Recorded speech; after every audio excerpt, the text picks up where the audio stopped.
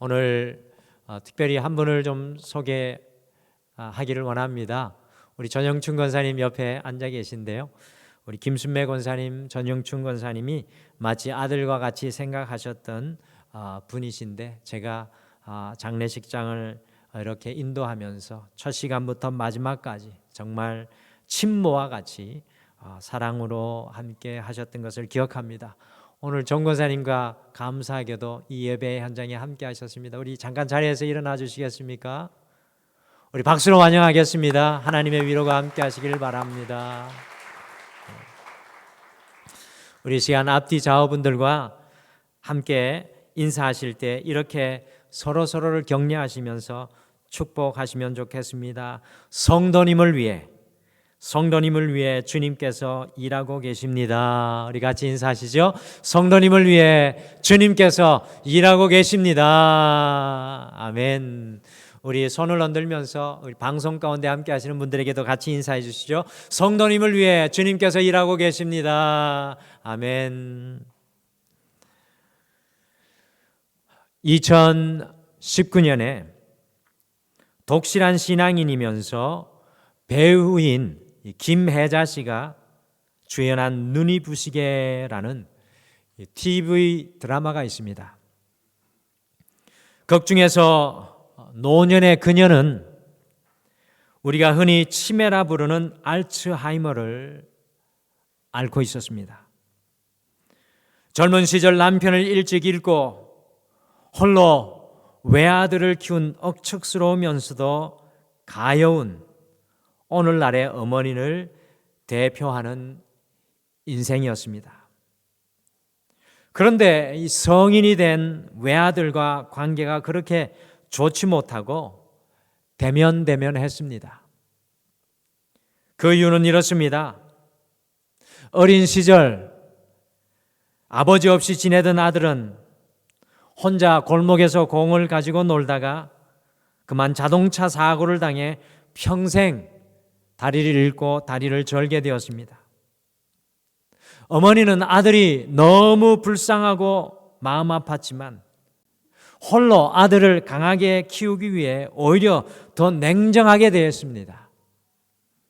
그래서 늦잠 자는 아들을 혼을 냈고 아파서 학교에 가기 싫다고 할 때에는 억지로 그 어머니가 약을 먹여 보냈습니다.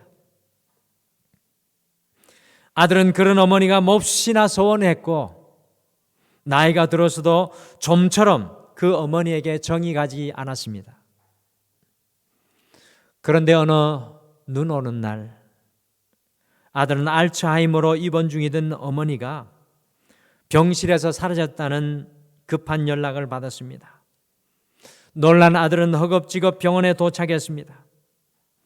아들 내외는 병원 직원들과 흩어져 이곳저곳을 헤매며 어머니를 찾아다녔습니다.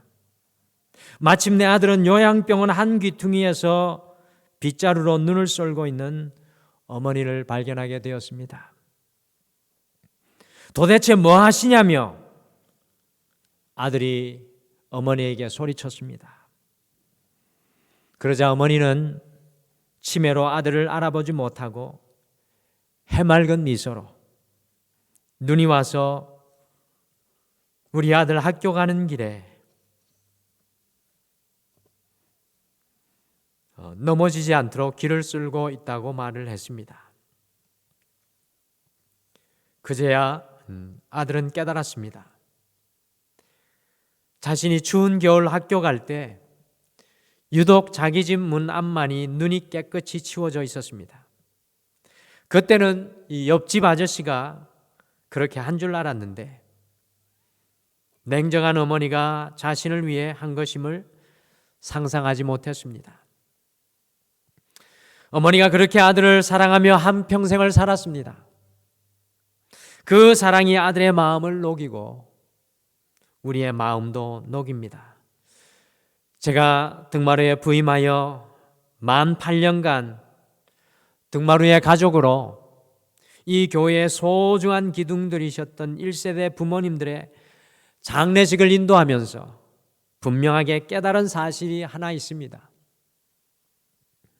그것은 하나님 앞에 서는 임종의 그 마지막 시간, 세상의 모든 끈을 다 놓으시면서도 단 한 가지 결단코 놓지 못하시는 것이 있는데 그것이 바로 자녀입니다. 부모들이 죽어서도 잊지 못하는 것이 자녀인 것 같습니다. 57세에 결혼을 하여 58세에 얻은 아들을 위해 1952년 태평양 전쟁 중 필리핀에 체류하면서 아들을 기억하며 고백한 더글라스 메가드 총사령관의 자녀를 위한 기도문입니다. 많은 번역본이 있지만 제가 우리 성도님들을 위해서 특별히 다시 한 번 더 제 스스로 번역을 해보았습니다. 오 주님, 약할 때 자신이 충분히 강함을 알고 두려울 때 자기 자신과 맞서 용감하며 정직한 패배 앞에서 자랑스러우며 굴하지 않고 승리 앞에서 겸손하고 온유한 자녀가 나에게서 세워지게 하소서. 단순히 소망만 하고 행동하지 않는 사람이 아니라 하나님을 알고 자기 자신을 아는 것이 지혜의 근본인 것을 아는 자녀가 나에게서 세워지게 하소서. 간절히 기도하옵기는 그를 쉬운 길과 편안한 길이 아니라 고난과 어려움들과 도전으로 인도하여 주옵소서. 그리하여 폭풍도 버텨내며 실패한 사람을 긍휼히 여길 줄 아는 것을 배우게 하옵소서. 그의 마음이 깨끗하고 그의 목표가 높고 다른 사람을 다스리기 전에 자기 자신을 다스릴 줄 알며 미래를 바라볼 줄 알면서도 과거를 결단코 잊지 않는 자녀가 나에게서 세워지게 하옵소서. 더불어 기도하옵기는 이 모든 것들 이후에 풍성한 유머 감각을 주셔서 항상 그가 진지하게 살아갈지라도 자기 자신에게 너무 집착하지 않게 하옵소서. 그에게 겸손함을 주셔서 진실로 위대한 것은 소박함이라는 것과 진정한 지혜는 열린 마음이라는 것과 진정한 힘은 온유함이라는 것을 항상 기억하게 하옵소서. 그렇다면 나는 그의 아버지로서 나는 헛되이 살지 않았노라고 감히 속삭이게 될 수 있을 것입니다. 그 중차대한 태평양 전쟁을 진두지휘하였던 총사령관 더글라스 메가드 장군의 가장 큰 관심 또한 자녀를 온전히 세우는 것이었다는 것을 저는 이 기도문을 통해 발견합니다. 모든 것보다 자녀를 온전히 세우는 것이 가장 의미 있는 일이라는 것을 그의 자녀를 위한 기도문 마지막에 나는 헛되이 살지 않았노라는 고백에서 그와 같이 고백하기를 원하는 그의 마음에서 잘 발견할 수 있습니다. 오늘은 가정의 달 5월 첫째 주일인 자녀 주일입니다. 어린이 주일이라고 부르지만 저는 장성한 자녀들이 있기 때문에 자녀 주일이라고 부르기를 원합니다.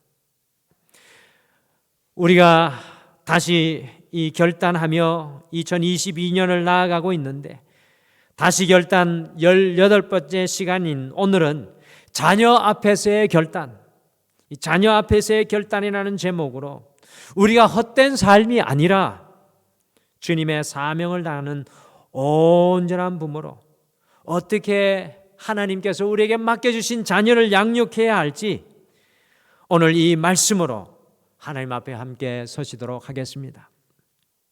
어떤 결단이 부모인 여러분과 저의 어떤 결단이 부모로서 헛된 삶을 살지 않게 하는 것일까요? 첫째, 자녀 앞에서 주님께 질문하기를 결단해야 합니다. 우리의 자녀 앞에서 주님께 질문하기를 결단해야 합니다. 함께 읽으신 사사기 13장의 말씀은 우리가 잘 아는 그 유명한 사사 삼손의 탄생의 이야기입니다. 삼손의 이야기에 대해서는 우리가 잘 알지만 사실은 오늘 사사기 13장의 삼손의 탄생 전의 이야기는 잘 알지 못하시는 분들이 많이 있습니다. 오늘 성경에 보시면 삼손의 어머니의 이름은 성경에 나오지 않지만 사사기 13장 2절에 보시면 삼손의 어머니는 임신하지 못하는 불임의 여성이었습니다. 아이를 갖지 못하는 안타까운 그 가정의 어머니가 삼손의 어머니였습니다. 그런데 어느 날 하나님의 사자가 이 여인에게 임하여 아들을 낳게 될 것이라고 하였습니다. 그때 삼손의 아버지 마노아가 함께하지 않았기 때문에 우리 8절 말씀을 보시면, 이 8절에 보시면 삼손의 아버지 마노아가 그 하나님의 사자를 다시 만나기를 기도하였습니다. 그리고 결국 삼손의 아버지 마노아가 그 하나님의 사자를 만나게 되었을 때 사사기 13장 12절을 질문하였습니다. 이 자녀주의를 맞이한 우리에게 너무나도 중요한 성경의 구절입니다. 우리 12절을 함께 같이 읽겠습니다. 사사기 13장 12절을 같이 읽겠습니다. 시작. 마노아가 이르되 이제 당신의 말씀대로 되기를 원하나이다. 이 아이를 어떻게 기르며 우리가 그에게 어떻게 행하리이까? 마노아는 오랜 동안 자녀를 간절히 기다렸을 것입니다. 그럼에도 자녀가 생기지 않아 거의 포기하였을 것입니다. 그런데 하나님의 사자가 아들을 주시겠다 하니 얼마나 큰 경사가 이 집안에 생긴 것입니까? 뒤늦게 자녀를 얻었으니 금이야 옥이야 소중하게 기르고 싶지 않았겠습니까? 자식에 대한 애착이 얼마나 컸겠습니까? 몸에 좋다는 갖은 보약은 다 해먹이고 싶고, 세상에서 제일 좋은 옷도 해 입히고 싶고, 세상에서 제일 좋은 교육도 시키고 싶지 않았겠습니까? 제일 좋은 자리에 그 아들이 서는 것을 보고 싶지 않았겠습니까? 그런데 마노아는 하나님께서 주신 그 자녀 앞에 함께 읽으신 12절 말씀을 보시면, 이 아이를 어떻게 기르며 우리가 그에게 어떻게 행하리이까? 곧 쉽게 말씀드리면 주님께서 주신 이 자녀를 어떻게 길러야 합니까? 라고 주님께 질문하고 있습니다. 마노아가 주님께 질문을 던지는 것은 무엇을 의미하는 것입니까? 그것은 부모인 자신의 뜻을 포기하겠다는 결단입니다. 자신의 양육에 대하여 나는 아니야, 나는 할 수 없으라는 고백으로 주님 앞에 자신의 생각을 포기하겠다는 결단의 모습입니다. 마노아가 하나님께 자녀를 어떻게 길러야 합니까? 라고 질문하는 것은 내 자녀라는 집착을 버리고 이 자녀가 하나님의 것이라는 믿음의 고백입니다. 자녀 앞에서 주님께 질문하기를 결단하는 것은 자녀를 우리의 소유에서 주님의 소유로 소유권을 이동하는 주장인 것입니다. 우리 자녀에 대한 집착이 심하면 심할수록 우리의 자녀들은 그만큼 더 망가집니다. 우리가 붙들면 붙들수록 자녀는 더욱 큰 상처를 입습니다. 우리의 욕심이 들어간 만큼 자식들은 고통과 탄식에서 벗어나지 못할 것입니다. 그래서 우리는 자녀 앞에서 이 자녀를 어떻게 기르리까라고 주님께 질문하기를 결단해야 합니다. 이 자녀를 어떻게 기르리까? 우리의 일평생 기도 제목이 되어야 합니다. 자녀 앞에서 주님께 내가 이 자녀를 어떻게 길러야 합니까? 라고 질문할 때 하나님께서는 먼저 부모인 우리가 어떻게 살기를 결단해야 할지 분명하게 말씀해 주실 것입니다. 자녀를 어떻게 길러야 합니까? 라고 기도한다면 부모인 우리가 어떻게 살아야 할지 먼저 주님께서 분명히 보여주실 거라 저는 확신합니다. 자녀들의 신앙 양육을 위해 주님께 질문해야 하고 자녀들의 대학을 위해, 직장을 위해 주님께 질문해야 합니다. 자녀들의 결혼을 위해 부모인 우리는 주님 앞에 끊임없이 질문해야 합니다. 장성하여 가정을 이룬 자녀들을 위해서도 끊임없이 주님께 질문하고 묻고 간구해야 합니다. 서울대학교 의과대학을 졸업하고 미국 시카고 지역에서 활동하였던 세계적인 암 전문 의사인 원정수 박사님을 아십니까? 원정수 박사님이 대전 고등학교 시절 자기 반에서 그저 중간 정도 성적을 올리는 학생으로 전혀 눈에 띄지 않는 그냥 시대의 조류에 맞게, 시간에 맞게 흘러가는 아주 평범한 학생이었습니다. 아버지가 일찍 돌아가셔서 홀로 된 어머니는 가정고생을 하면서 아들을 잘 키울 방법을 몰라서 피곤한 몸을 이끌고 새벽 기도회로 나아가 기도를 마친 후 집으로 돌아와 아침마다 아들의 머리에 손을 얹고 그저 눈물을 흘리며 주님께 기도했습니다. 하나님, 나는 아무것도 할 수 없어요. 하나님, 나는 아무것도 모르잖아요. 하나님, 나는 아무것도 가지지 않았습니다. 주님께서 이 아들을 교육시켜 주십시오. 주님께서 이 아들의 인생을 붙들어 주십시오. 그런데 이와 같이 하나님께 질문하면서 자기를 포기하고 하나님께 맡기는 그 어머니의 기도를 들으시고 세계적인 암 전문의로 만들어 주셔서 세계 방방곳곳을 다니며 하나님을 증거하는 복음 전도자가 되어 또한 일하고 있습니다. 사랑하는 성도 여러분, 이 자녀주일 우리는 자녀 앞에서 주님께 매 순간 질문하기를 결단해야 합니다. 우리는 자녀 앞에서 주님께 매 순간 질문하기를 결단해야 합니다. 자녀를 향한 조급한 마음이 생기면 생길수록 주님께 질문하기를 결단해야 하고, 자녀에게 실망하고 좌절하면 할수록 주님께 질문하기를 결단해야 하고, 지금 소망이 보이지 않는다고 생각하는 바로 그 순간에 더욱 주님께 질문하기를 결단해야 합니다. 주님, 이 자녀를 어떻게 길러야 합니까?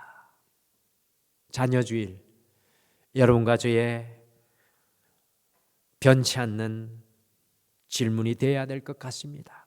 둘째, 자녀 앞에서 가장 귀한 것을 주님께 드리는 자녀로 양육할 것을 결단해야 합니다. 가장 귀한 것을 주님께 드리는 자녀로 양육할 것을 우리가 자녀 앞에서 결단해야 합니다. 함께 읽으신 창세기 4장의 말씀은 아담과 하와의 두 아들 가인과 아벨의 아들, 아담과 하와의 두 아들 가인과 아벨의 아들들의 이야기입니다. 아담의 첫째 아들 가인은 아버지를 이어 농사를 지으면서 아버지의 기업을 이었고요. 아벨은 인류 최초로 양을 키우는 목자가 되었습니다. 사실 고대 시대를 가만히 더듬어 생각해 보시면 농사를 짓는 것이 훨씬 위에 있어서 농사를 지으면 직접 땅에서 소득을 얻지만 양을 키우면 겨우 양을 통해 젖을 얻고 고기와 가죽을 얻어 그것을 농사 짓는 사람의 것과 바꾸어야만 살아갈 수 있었습니다. 그러니 직업으로 따지면 농사를 짓는 것이 굉장히 높은 것이고 양을 기르는 것은 굉장히 하찮은 것일 수 있었겠다라고 생각합니다. 아마도 형 가인이 그만큼 유능하고 출중했다는 또 다른 증거가 아닐까 생각합니다. 그런데요, 이 두 아들 가인과 아벨에게 어느 날 매우 중요한 사건 하나가 일어납니다. 오늘 말씀해 보니까 가인과 아벨이 하나님께 예배하는 장면이 나옵니다. 어떻게 가인과 아벨이 이렇게 하나님께 예배를 하였던 것입니까? 아마도 아버지 아담이 두 아들에게 하나님을 예배할 것을 신앙으로 가르쳤을 것이라고 저는 확신합니다. 그렇지 않고서는 이 두 아들이 이렇게 예배할 수가 없겠죠. 놀랍게도 하나님께서 동생 아벨의 제사는 받으시고 형 가인의 제사는 받지 않으셨습니다. 여기서 우리는 질문 하나가 생깁니다. 도대체 왜 하나님께서는 똑똑하고 능력 많은 형 가인의 제사는 받지 않으시고 부족하고 연약한 아벨의 제사는 받으신 것입니까? 오늘 성경에 아주 중요한 힌트가 하나 나오고 있습니다. 성경은 매우 정확합니다. 같이 창세기 4장 3절과 4절을 함께 같이 읽겠습니다. 창세기 4장 3절 4절 같이 읽겠습니다. 시작. 세월이 지난 후에 가인은 땅의 소산으로 제물을 삼아 여호와께 드렸고 아벨은 자기도 양의 첫 새끼와 그 기름으로 드렸더니 여호와께서 아벨과 그의 제물은 받으셨으나 가인과 아벨 둘 다 각각 농사를 짓는 것으로 양을 치는 수고를 다하여서 자기들이 수고하여 얻은 것을 주님께 제사로 드렸습니다. 그런데 결정적인 차이는 아벨은 첫 번째 양 첫 새끼를 주님께 예배로 올려드렸습니다. 성경은 매우 정확하게 기록하고 있습니다. 여러분들, 첫 번째가 얼마나 귀합니까? 저는 친할머니가 없어서 명절 때가 되면 외할머니가 계신 곳으로 갔는데 외할머니가 제가 가면 굉장히 좋아하셨습니다. 그런데 늘 실망하고 제 마음이 상처받는 것은 그 집에 장손이 등장하게 되면 그렇게 사랑받던 저는 온데간데 없고 첫 번째 난 장자를 바라보며 얼마나 기뻐하시는지, 외손주는 눈에 보이지도 않는 할머니의 모습, 어른이 돼서 그 모습을 이해했지만 어릴 때는 참 시험에 드는 순간이었습니다. 여러분들, 첫 번째가 얼마나 귀합니까? 아벨은 의도적으로 자신에게 가장 귀한 것을 준비하여 주님께 올려드렸습니다. 그러나 가인은 가장 좋은 것은 자신이 취하여 먹고 그 다음의 것으로 하나님께 예배드리고 있습니다. 그러니 아벨의 예배는 받으시고 가인의 예배는 받지 않으신 것입니다. 첫 소산이라는, 가인에게는 첫 소산이라는 정확한 기록이 빠져 있습니다. 내가 가장 좋은 것을 주님께 드린다는 의미는 과연 무엇일까요? 내가 가장 좋은 것으로 주님께 드린다는 의미는 과연 무엇입니까? 그것은 바로 내 인생에서 가장 귀한 분이 주님이라는 뜻입니다. 우리에게 주일 성수가 중요한 것이 바로 그것입니다. 내가 어떠한 일이 있어도, 어떠한 형편과 사정 속에서도 이 주일을 먼저 지키는 것은 내 인생에서 가장 중요한 분은 하나님이시라는 믿음의 고백입니다. 내 인생에서 직장도, 사업도, 세상도, 친구도 중요하지만 내 인생에서 가장 중요한 분은 하나님이십니다라는 고백이 바로 우리의 예배인 것입니다.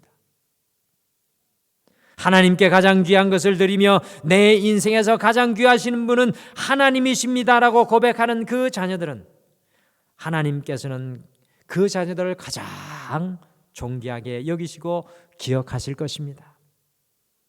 우리는 이 자녀주일 앞에서 다시금 결단하기는 가장 귀한 것을 하나님께 드리는 자녀, 하나님께서 내 인생에 가장 귀하신 분이십니다라는 고백을 드리는 자녀로 우리의 자녀를 양육하기를 결단해야 합니다. 그러기 위해서는 부모인 우리가 우리의 가장 귀한 것을 주님께 드리는, 주님이 내 인생의 가장 존귀한 분입니다라는 고백을 먼저 올려드려야 할 것입니다. 주일이면 아무리 바빠도 예배할 수 있는 자녀, 아벨과 같이 나의 가장 귀한 것을 주님께 드리는 자녀를 양육하기를 결단해야 합니다. 베세다 광야에서 모든 사람들이 먹을 것이 없어서 굶주려 있을 때 어린 소년이 자신의 가장 귀한 도시락을 주님께 내어드렸을 때 5,000명이, 아니 그 더 이상의 사람들이 먹고 남는 놀라운 역사가 일어났습니다. 사랑하는 성도 여러분, 그것이 시간이 되었던, 물질이 되었던, 자기 자신의 가장 귀한 것을 주님께 드리는 그 자녀를 주님께서는 결코 잊지 않으십니다. 나의 귀한 것을 주님께 내어드릴 때 하나님께서는 당신의 가장 귀한 것을 날마다 우리에게, 우리 자녀에게 선물로 주실 줄 믿습니다. 우리는 자녀 앞에서 가장 귀한 것을 주님께 드리는 자녀로 양육할 것을 결단해야 합니다. 가장 귀한 것을 드리는 자녀는 언제든지 하나님의 가장 귀한 것을 이 땅에서 누리며 살아가게 될 것입니다. 마지막으로 자녀 앞에서 끝까지 포기하지 않고 소망의 갈대 상자를 띄우기를 결단해야 합니다. 끝까지 포기하지 않고 소망의 갈대 상자를 띄우기를 결단해야 합니다. 출애굽기 2장의 말씀은 모세의 가정 이야기입니다. 이집트 바로 왕이 남자아이가 태어나면 다 죽이라고 했음에도 불구하고 모세의 부모인 아므람과 요게벳은 무려 석 달 동안 그 아이를 숨겨 길렀습니다. 석 달 동안 숨겨 기르니까요, 아이의 울음 목청이 담을 넘어갔습니다. 더 이상 약동하는 생명을 막을 수 없는 시간이 3개월의 시간입니다. 숨길 수 없는 시간이 3개월의 시간입니다. 이 모세의 가정이 모세를 지킬 수 있는 한계가 바로 석 달이라는 것입니다. 석 달은 아이를 숨겨 기를 수 있는 마지막 한계점이었습니다. 아이를 숨긴 것이 발각이 되면 모든 가족까지도 다 죽을 수밖에 없어 포기할 수밖에 없는 시간이 석 달이었습니다. 그런데도 불구하고 오늘 읽으신 출애굽기 2장 3절과 4절 말씀에 보시면 모세의 엄마 요게벳이 정말 한 땀 한 땀 정성스럽게 갈대 상자를 만듭니다. 갈대 상자를 엮습니다. 여러분들 3절과 2절을 그냥 쉽게 읽어 넘겨서는 안 됩니다. 요게벳 어머니의 수고와 땀과 어머니의 아픔과 눈물이 그곳에 숨겨져 있습니다. 아들 모세를 생각하며 정말 한 땀 한 땀 정성스럽게 갈대 상자를 만들어 그것에 역청을 바르고 나무질을 완벽하게 발라 아기를 그 갈대 상자에 넣고 나일강의 갈대 사이에 띄웁니다. 이것조차도 비범합니다. 갈대 사이에 띄운 것은 아이가 무작정 떠내려가게 하지 않겠다는 의지입니다. 석 달이 넘어 나의 한계가 넘었을지라도 갈대 상자를 만들어 포기하지 않고 그것을 갈대 사이에 띄어 떠내려가지 않게 하고 있습니다. 거기에다가 4절 말씀해 보시면 모세의 누나 모세를 보내어서 그 갈대 상자를 지켜보도록 했습니다. 저는 성경에 이 사건을 한 번만 기록하고 있지만 이러한 사건이 여러 번 반복되지 않았을까? 여러 날 반복되지 않았을까? 저는 생각해 봅니다. 절대로 포기하지 않고 소망의 갈대 상자를 띄우는 믿음의 부모의 모습인 것입니다. 자녀 교육에 가장 중요한 것이 절대로 포기하지 않는 것입니다. 아무리 실망시키고 아무리 낙심을 시켜도 부모는 이 자녀는 안 된다는 말은 절대로 하지 않아야 됩니다. 지금 낙심시키는 그 배후에 하나님의 뜻과 하나님의 계획이 있다는 것을 믿어야 합니다. 지금 이 자녀의 어두움과 절망 속에 분명히 하나님의 뜻이 역사하고 계심을 요게벳과 같이 믿고 소망의 갈대 상자를 한 땀 한 땀 만들어가는 것이 부모의 자리입니다. 우리 기독교 역사에 사도 바울 이후로 가장 위대한 업적을 남긴 성 어거스틴, 정말 세인트, 영어로 세인트, 성, 거룩하다는 말을 서건 어거스틴이라고 부르기에 아깝지 않은 인물이지만 사실은 성 어거스틴의 젊은 시절은 방탕 그 자체였습니다. 삶의 혼란과 뒤죽박죽과 타락 그 자체였습니다. 그냥 방탕한 것이 아니라 결혼을 했음에도 불구하고 바람을 피우고 난잡한 도저히 소망 없는 사람이 바로 어거스틴이었습니다. 그 방탕한 생활을 하는 어거스틴의 배후에서 그의 아들을 포기하지 않고 무려 15년을 기도한 한 사람이 있었는데 눈물의 얼룩으로 기도의 자리를 적게 하고 가슴을 찢고 가슴을 치는 한 사람이 있었는데 바로 그 사람이 어머니 모니카였습니다. 어머니의 눈물의 기도가 어거스틴을 성 어거스틴으로 만들었습니다.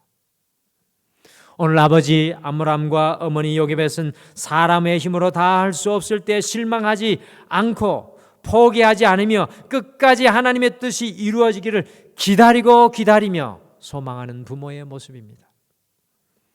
사랑하는 성도 여러분, 자녀 앞에서 우리 역시도 끝까지 포기하지 않고 소망의 갈대 상자를 날마다 띄우기를 결단해야 합니다. 자녀를 양육하다 보면 절망하고 좌절하는 순간이 너무나도 많이 있습니다. 그럼에도 불구하고 믿음의 부모인 우리는 자녀 앞에서 끝까지 포기하지 않고 믿음으로 소망의 갈대 상자를 날마다 띄우기를 결단해야 합니다. 5월의 문을 여는 자녀 주일인 오늘 자녀 앞에서 부모인 우리가 새롭게 결단하시길 바랍니다. 자녀 앞에서 내 생각이 아니라 주님께 질문하시기를 결단하십시오. 자녀 앞에서 가장 귀한 것을 주님께 드리는 자녀로 양육하기를 결단하십시오. 자녀 앞에서 끝까지 포기하지 않고 믿음으로 소망의 갈대 상자를 띄우기를 결단하십시오.